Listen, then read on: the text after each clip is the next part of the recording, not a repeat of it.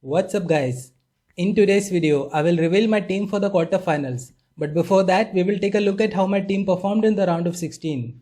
This is the FPL Lounge and please do consider subscribing to the channel. It's absolutely free for you, but it's a huge motivation for me to make better content for you guys.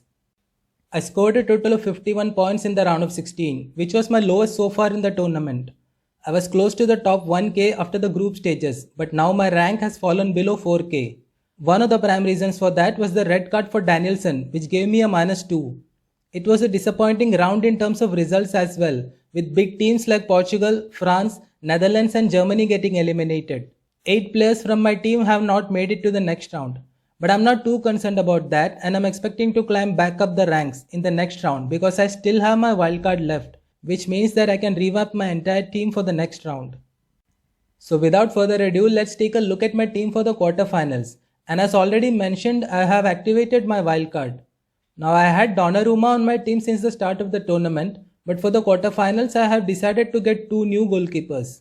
The first one is Unai Simon from Spain and the second will be Jordan Pickford from England. Now on paper, Spain and England have the relatively easier fixtures and that is why I am going for the Simon-Pickford combination. They play on different days as well, so that would give me a chance to substitute out Simon if he doesn't do well on day 1. Unai Simon has 2 clean sheets in the tournament, conceded 4 goals, 3 out of which was in the round of 16 against Croatia, and has saved 5 shots for a total of 16 points. He plays against Switzerland on day 1 of the quarterfinals. Jordan Pickford hasn't conceded a single goal in the tournament yet. He has 4 clean sheets, 7 shots saved for a total of 25 points. He plays on day 2 against Sweden.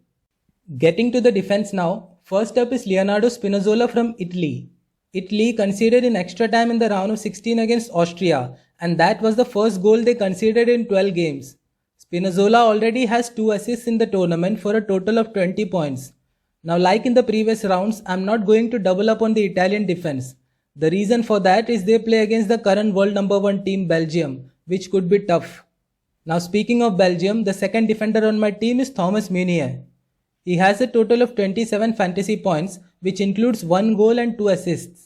With De Bruyne and Hazard both injured, the onus of creating chances for Belgium will now be on Meunier to a large extent and so I'm expecting attacking returns from him. Next on my team is Harry Maguire from England. I am doubling up on the England defense because England probably have the easiest fixture out of all teams. Plus they have defended well, haven't conceded a goal yet in the tournament. Maguire is not the most attacking of players but he is a surefire starter and is a huge threat from set pieces as well.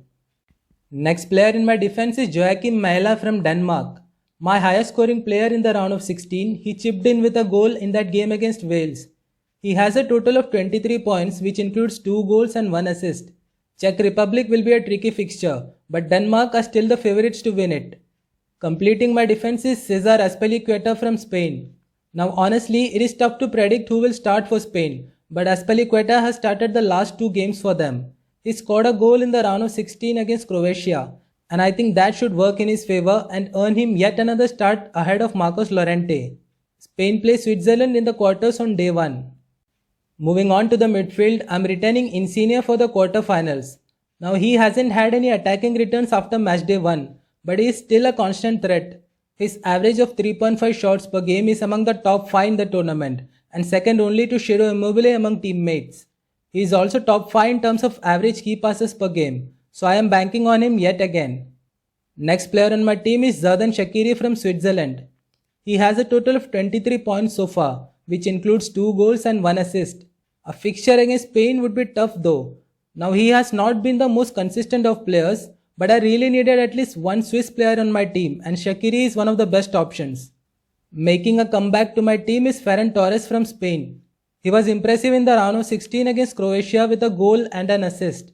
I would be surprised if Luis Enrique decides to bench him after that performance. He now has 2 back-to-back goals in the tournament and I'm expecting him to do well against Switzerland, who have conceded 8 goals in 4 games. Next player on my team is Raheem Sterling. He has failed to score in only 1 game so far, which was on match day 2. He has a total of 27 points, which is currently the joint highest in the game. England will be favourites to win against Ukraine and Sterling has by far been England's best player in attack. Completing my midfield is Mikkel Damsgaard from Denmark. He has 1 goal and 1 assist in the tournament so far for a total of 15 points. He has become one of the key players for Denmark in the tournament, and I'm expecting him to do well against Czech Republic in the quarterfinals. Now moving on to the forwards. First on my team is Patrick Schick from Czech Republic. He has 4 goals in as many games and is the joint highest scoring player in Euro Fantasy with 27 points, among the players that are still left in the tournament of course. He plays against Denmark in the quarters, and that is a game that could go either way. Denmark have kept only 1 clean sheet in 4 games and there could be goals in this game. Schick is the best option in attack for the Czechs. He has scored 4 out of the 5 goals that they have scored in the tournament. He ranks first in the tournament for total shots on target as well. Next in my team is Romelu Lukaku. He has 3 goals in the tournament so far for a total of 20 points. Now Belgium are in a bit of a trouble. Their 2 best players De Bruyne and Hazard might not play in the next game. Plus a game against a defensively strong Italy will only add to their worries. But this also means that now the responsibility to carry the team would be on Lukaku's shoulders, especially in the attacking department, and it would be interesting to see how he responds. Last player on my team is Ciro Immobile from Italy.